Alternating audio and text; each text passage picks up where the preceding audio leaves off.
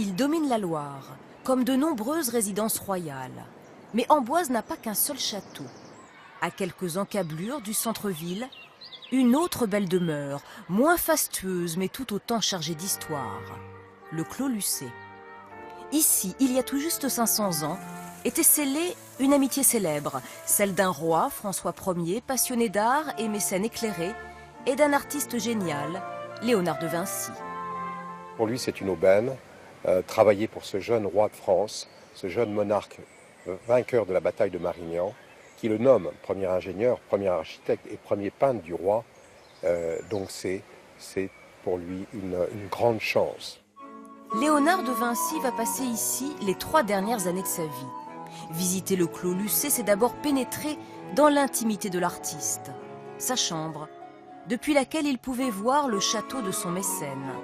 La cuisine, les salons, les ateliers. Venir ici, c'est aussi découvrir le génie d'un homme, à la fois peintre, architecte, scientifique et ingénieur. Léonard a toujours rêvé de voler, le rêve d'Icare. Et là, on voit effectivement une aile volante dessinée d'après l'aile d'une chauve-souris. Il a dessiné toutes sortes de machines volantes. Et voilà un hélicoptère, d'une certaine manière, qui permet une élévation du sol grâce à une force motrice qui n'est à l'époque que musculaire. Il manquait à Léonard, bien entendu, l'énergie. Pour Léonard de Vinci, ces 3 années passées au Clos Lucé ont été foisonnantes.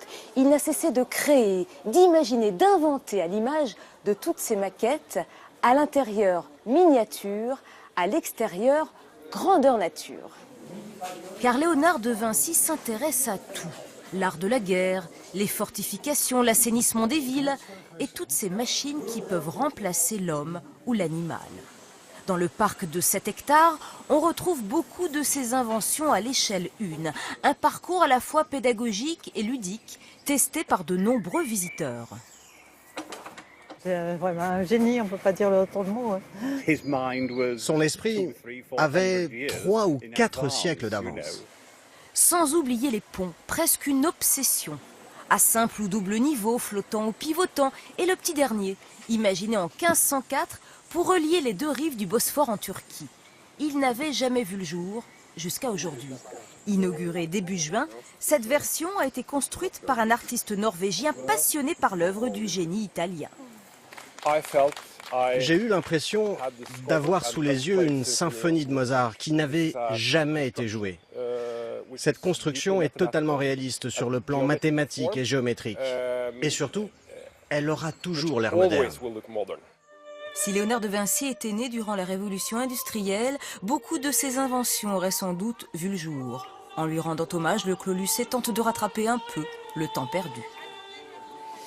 Après